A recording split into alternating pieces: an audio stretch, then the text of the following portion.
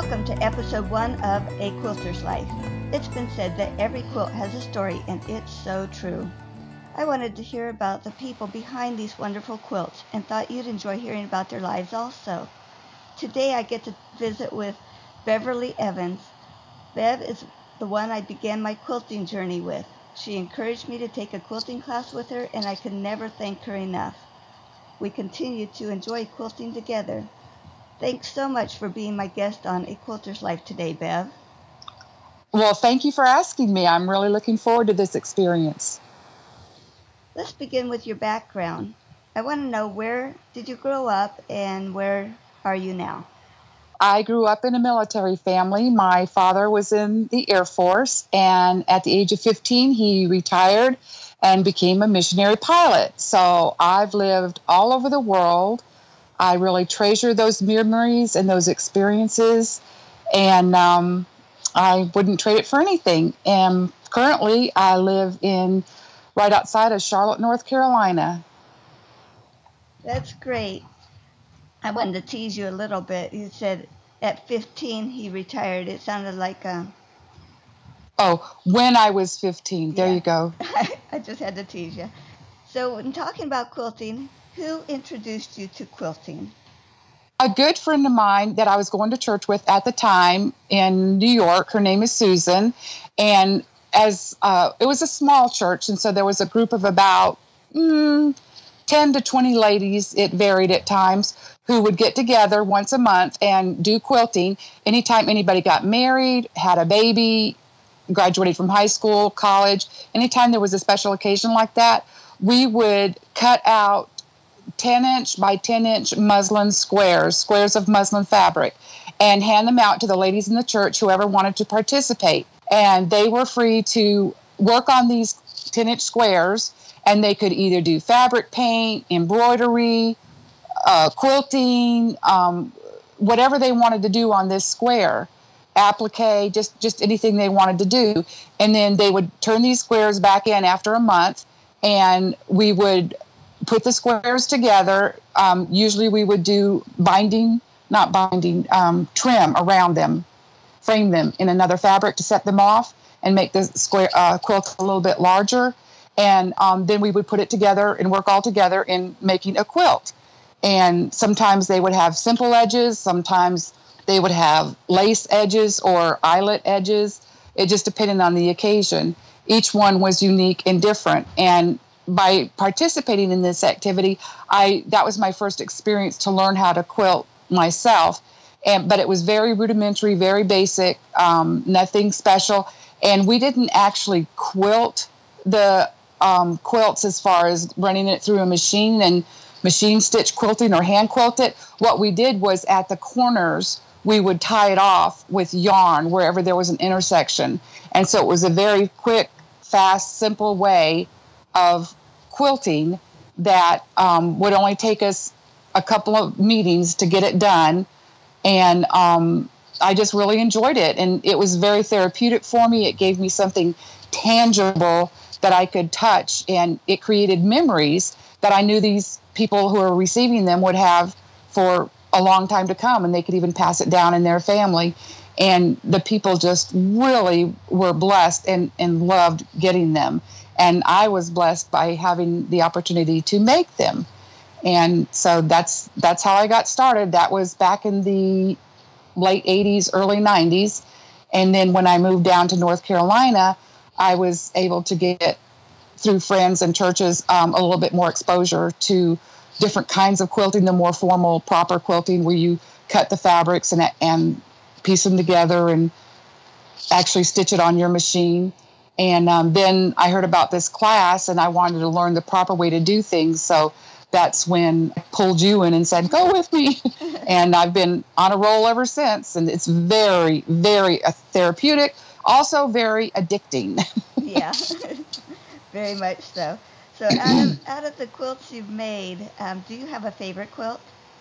I guess the very first one I made, and I made it for my middle daughter, Katie. And it was a scrappy quilt, and it's got the eyelet binding around it. And she still has it. It's very special. Her purple has always been her favorite color, and she liked lambs or baby sheep at the time. And so it's got gingham and lambs and purple and the real classic white rosebud fabric with the little tiny rosebuds on it in purple. That was left over from a dress that I had made her for my brother-in-law's wedding. Her and her sister were flower girls at that wedding, and I made their dresses. So I was able to incorporate memories and what she enjoyed and her favorite color and do this quilt. It's not very big. It's what you would call today a crib quilt, smaller size, but that's probably going to always be one of my favorite because it's the first one I actually did all by myself from start to finish. Yeah, those first ones do seem to really stand out, don't they? Yeah. Since you've learned to use different tools, do you have a favorite tool? I do have a favorite tool that actually I don't own yet, and I'm looking forward to owning one day. And that would be the I don't know. It's like a Lazy Susan. It's a mat not that you can cut on, but it spins so that as you're cutting and laying out your fabric and your pattern, you don't have to walk around the table and change position or take a chance on moving the fabric and having it get out of place. You can just spin it and move it around, and then it doesn't disrupt or displace the fabric. I don't own one yet because they're rather expensive, but that in my mind, that would be my favorite piece that I am looking forward to getting.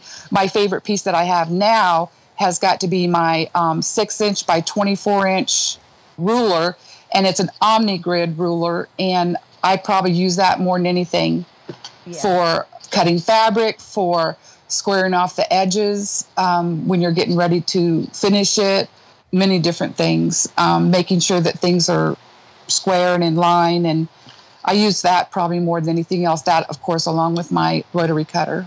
Yeah, all very important tools to line things up. Right. The tools we have are so wonderful. I wonder how people did it before. I know we've got so many tools these days that you can make a quilt in a day, what would take weeks or months back in the day, depending on your the pattern that you're using. And it's just amazing that even just in the last 10 years, I have seen things that have come out that it just amazes me. It's like, man, why didn't I think of that? That's brilliant. Yep, anything to make it easier and simpler, faster, then people are going to be more inclined to get involved and actually do the work. Yeah. I was thinking of the different parts of quilting. There's the design, piecing it, quilting it, binding it. Do you have a favorite part of the process? My favorite part of the process is binding. And the reason for that is twofold. One is it means I'm almost done with the quilt, and it's sort of a relief. And also, it's the only part of the quilt where I get to do handwork. I do my binding. I attach it by machine, but then I do on the back, I do the handwork to sew down the back of it. And so that's the chance I get to put my stitches of love, I call them, where I take the time, usually at night watching TV or something, to finish off the quilt. And every stitch, I think, who's going to be getting it? What are they going to do with it? How long are they going to have it? What kind of a blessing it's going to be? Sometimes I know the recipients of the quilt, sometimes I don't. And so a little prayer sort of goes into every little stitch that it will bless them in some way, and that I'm just thankful that I have the ability and the opportunity to make the quilt, and that it's sort of a meditation almost time where I can just picture the recipient and what's going to happen to this quilt down the years. It's just I just really like that time. It's sort of a quiet, small, it's just me and the quilt finishing it off, and it's exciting. It's a little sad in a way because you kind of get attached to the quilts, and you don't. It's like, oh no, this is my favorite, the best one I've done yet. I don't want to let it go, but of course you do, because then you're looking. Another thing I do while I'm hand sewing, I'm looking forward or planning or thinking about, oh, what's the next one I'm going to do, and so that's my favorite time is the handwork, the binding on the binding. Bev, you may have covered this a little bit, but do you have a purpose, or why do you make the quilts? I have to say, selfishly that my number one purpose is how therapeutic it is for me.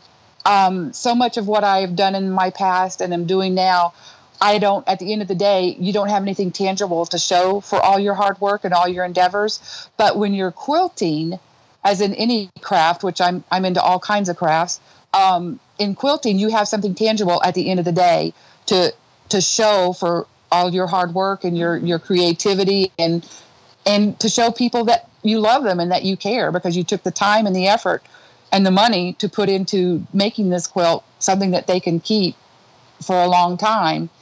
And it's just so therapy. It's very therapeutic for me. Along with that, it's a ministry. I've been disabled since 2000 and I haven't worked. It is my way of having a ministry and contributing what I can do for God. I was part of a group at a church I went to called Quilters for Jesus. Yeah. And what we would do is we would get together once a month and we would make quilts, and then we would give them to people in the church or outside of the church that we wanted to minister to, either to let them know we were thinking of them or praying for them. Sometimes they were cancer survivors or people dealing with battling cancer. Sometimes they were people that were just going through a hard time, whatever, different reasons, just different people that I would like to minister to or let them know that it's something tangible to show God's love, that Jesus loves them and cares about them, cares about their physical needs. And as a result, I care and the church cares. And it's just a way to have a ministry and for people to have something tangible as a reminder that Jesus loves them and cares about them. So there are people out there somewhere thinking of them and praying for them, willing to take the time and effort and energy and money to put into something tangible as a reminder that they are loved and prayed for. Our listeners may not know I was also part of that group, so it was a good time together. It was really a good time together because it wasn't just experienced quilters, which were a part of that group. It was also people that didn't know anything about it or wanted to get into quilting, wanted to see what it was like, what was it about, what could they do with it. And so we had, as a result, we were able to share what the Lord has blessed us with, our talents and our abilities, with other people and teach them. And they were able to learn and grow and go on at whatever level they wanted to participate, to make things for their families or friends or loved ones. So it was something that spread, like you tell one, they tell two, they tell four, like that.